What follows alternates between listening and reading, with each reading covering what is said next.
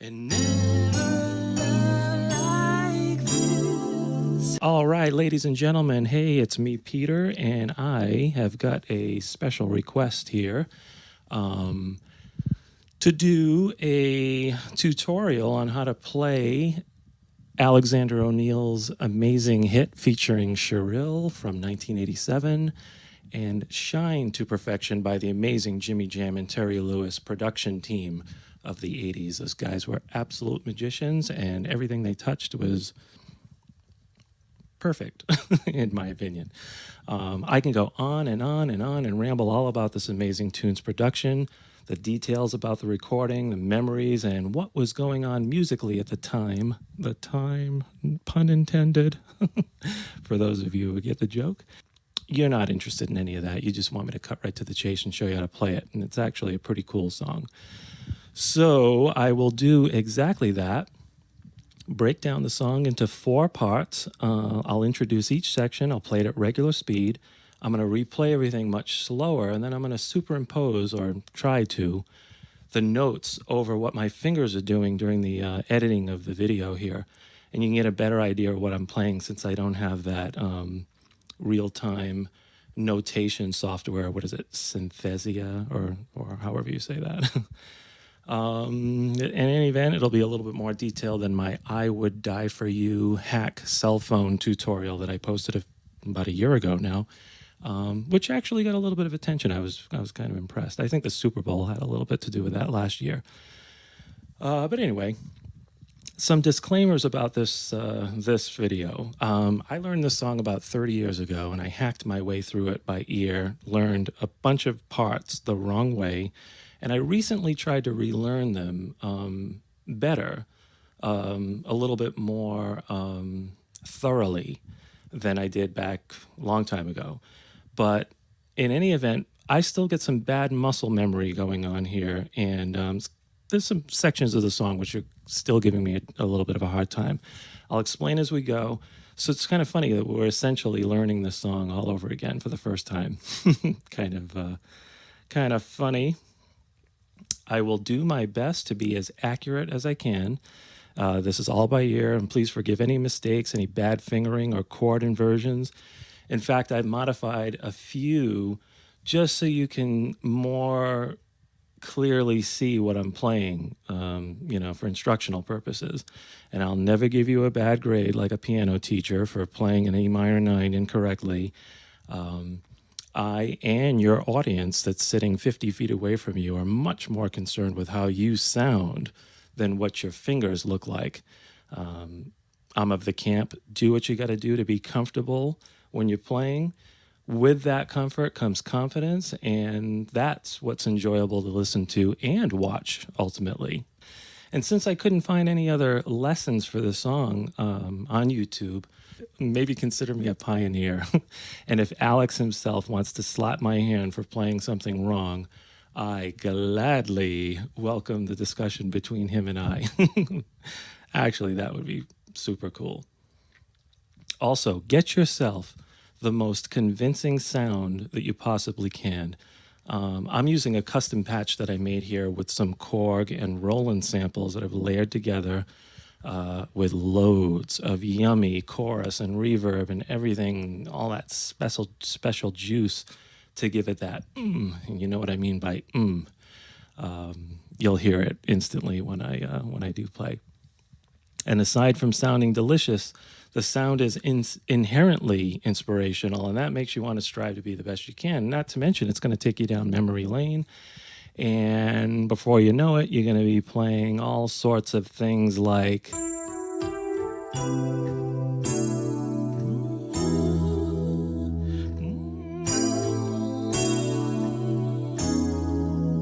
juicy, or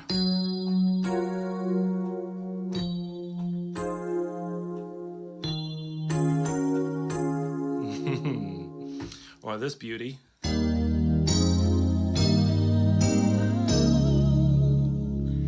Yeah, and this absolute gem.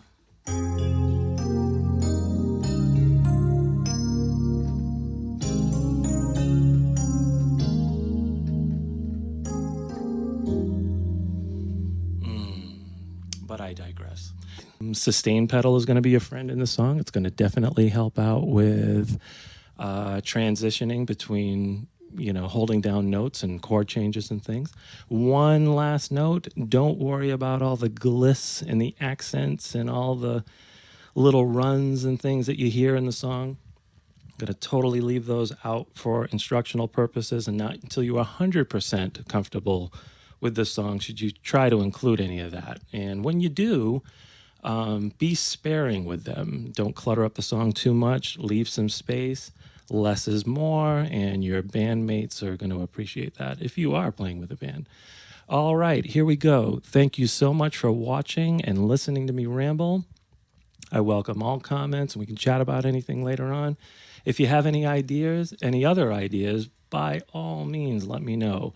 My music taste is all over the place, and I'm open to just about anything you can toss my way, assuming I can do the song some justice. So please like, subscribe, all that stuff. And if you're interested, I am a San Francisco Bay Area photographer, and I've got an Instagram page and Facebook, and I write a bunch of original music for TV and film licensing, and I'll include links to all that stuff in the description. So thanks again, and good luck with the song. Happy playing. Take care, guys, and ciao for now. I'll see you soon. And intro in real time.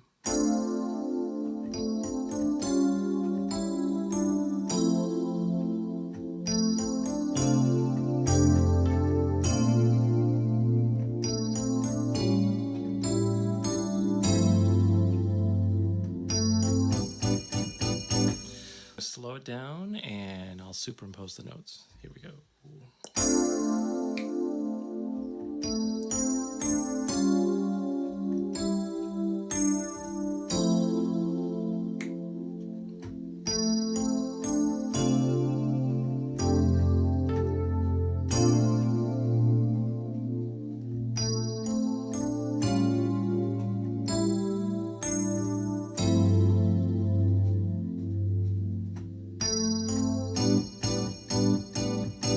Section 2, we're going to do the chorus.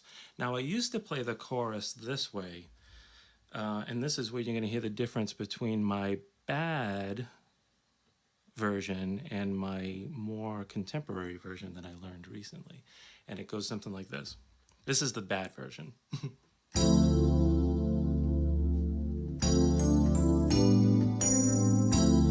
Which doesn't sound that bad, but compared to this, it sounds a little empty. Here's the new version.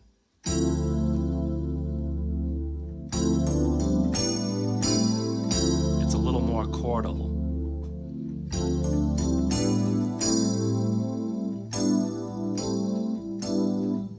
You hear the difference in there?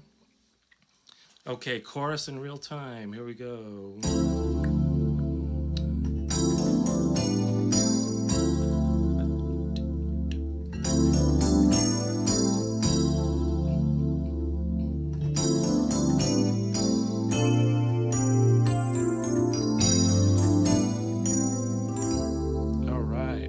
Try to slow that down, see if we can make sense out of this one. We'll dissect it, and 1, 2, 3, go.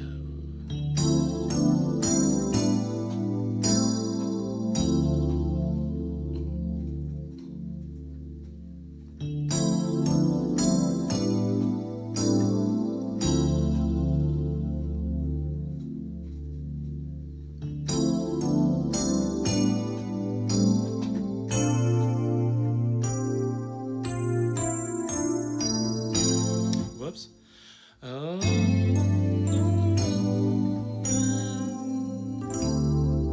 Okay. Let's try the verse in real time. 1, 2, 3, go. You are my favorite lady. And you are my favorite. Whoops.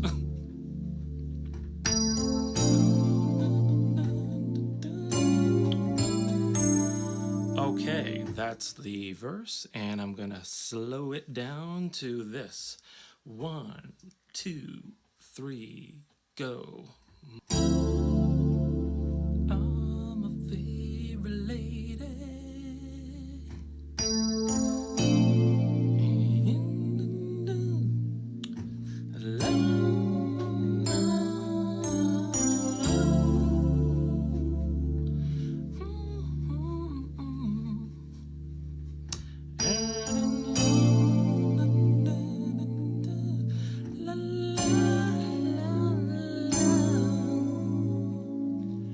Here's the pre-chorus in real time. 1, 2, 3, and.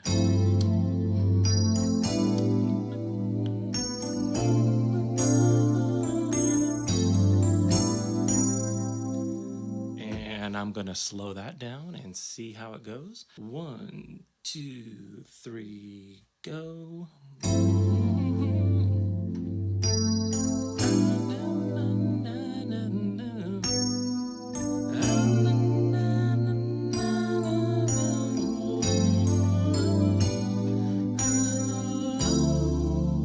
Right back to the chorus, okay? Now, the final, most intimidating, but most interesting and rewarding part of the song is the bridge. And I'm gonna do, I'll play it quickly in real time, and then I'll try to spend a little bit more time on this one because it's the most intense, like I said. So here it is in real time. 1, 2, 3, go.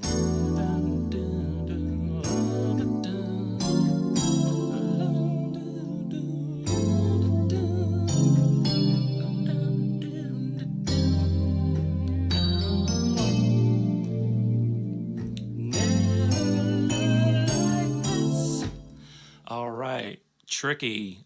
Took me forever to learn that, and I just recently learned it. I learned it last week for the first time in my life. 30 years ago, I never even made an attempt at playing that. I'm going to play all of those chords very slowly, label all of them, and then I'm going to leave it up to you to figure out the rhythm of things. Because it's very improvisational, you can kind of lounge it up and make it as jazzy as you can. There's some amazingly beautiful chords in there too. Okay, here they go. First one. 1, 2, 3, and.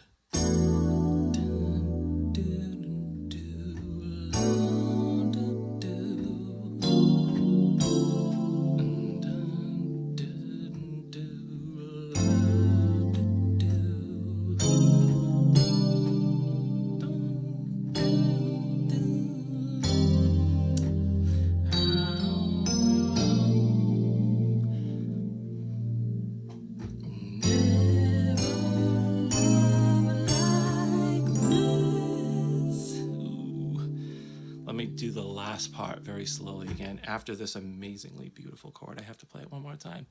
Da, da, da, da.